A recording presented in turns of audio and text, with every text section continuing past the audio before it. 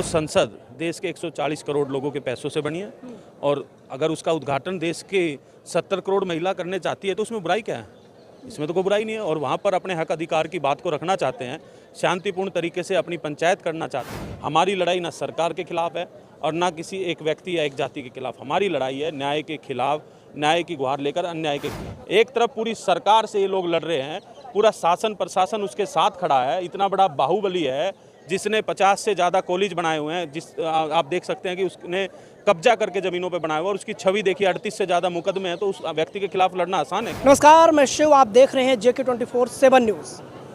इस समय हम जंतर मंतर पर मौजूद हैं। जंतर मंतर पर देश की पहलवान बेटियां 30 से ज़्यादा दिन हो गए हैं यहाँ पर प्रोटेस्ट कर रही हैं और मांग वही है कि जब तक आरोपी बृजभूषण सिंह की गिरफ्तारी नहीं होती तब तक ये प्रदर्शन चलता रहेगा। दूसरी तरफ आज दिल्ली के पटियाला हाउस कोर्ट में एक याचिका दायर की गई कि पहलवान बेटियां जो पहलवान हैं उनके खिलाफ FIR को लेकर, और याचिका जो है कोर्ट ने स्वीकार भी कर ली है। और एक और लड़ाई है, लड़ाई यह है कि 28 मई को नए संसद का उद्घाटन होना है और प्रधानमंत्री उद्घाटन करेंगे, लेकिन वहाँ पहलवान भी चढ़ाई करेंगे। इसी मुद्दे को लेकर हम बात करने के लिए, क्या नाम है?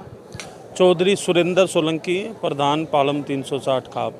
जैसे मैंने भूमिका में बताया, कैसे देखते हैं इस पूरे घटनाक्रम को? बड़ा दुर्भाग्यपूर्ण है कि एक तरफ वो बेटियां जिन्होंने देश का मान बढ़ाया, देश का गौरव है, देश का नाम अंतर्राष्ट्रीय लेवल पर ख्याति प्राप्त की, और दूसरी तरफ वो बाहुबली जिसके ऊपर आज भी 38 से ज़्यादा मुकदमे बने हुए हैं, और जिस तरीके से उसकी भाषा का इस्तेमाल है वो कहीं ना कहीं देश के 140 करोड़ लोगों के सीने को छलनी करता है।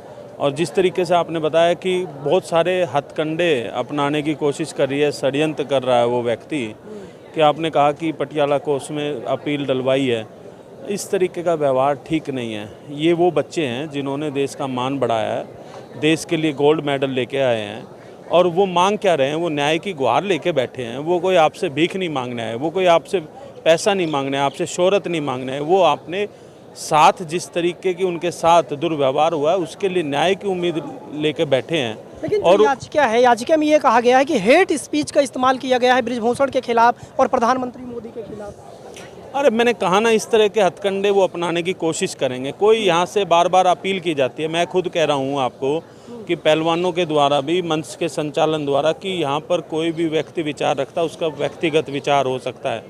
हमारी लड़ाई ना सरकार के खिलाफ है और ना किसी एक व्यक्ति या एक जाति के खिलाफ। हमारी लड़ाई है न्याय के खिलाफ, न्याय की गुहार लेकर अन्याय के खिलाफ। लेकिन मैंने कहा ना कि बहुत सारे हथकंडे अपनाए जा रहे हैं, षड्यंत्र किए जा रहे हैं, और बड़ी दुर्भाग्यपूर्ण है कि देश के प्रधानमंत्री इन सब को देख के चुप हैं कि कहीं ना कहीं इन बेटियों ने, खुद प्रधानमंत्री जी कहते हैं कि मेरे परिवार के बच्चे हैं, और वो 31 दिन से यहाँ बैठे हैं, प्रधानमंत्री जी को दिखाई नहीं देता।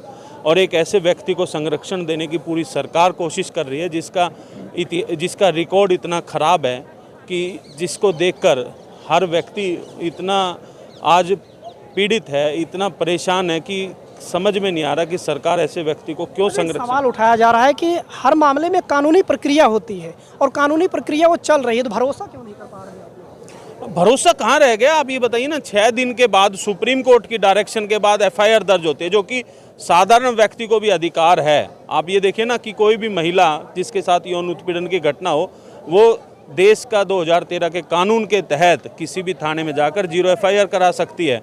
वो FIR इनकी नहीं होती है, सुप्रीम कोर्ट के हस्तक्षेप के बाद FIR होती है, और 31 दिन से उस व्यक्ति की ना गिरफ्तारी हो रही है, ना उसके ऊपर कोई कार्रवाई हो रही है। तो कहाँ पर न्याय पर कहाँ आपको उम्मीद रहेगी?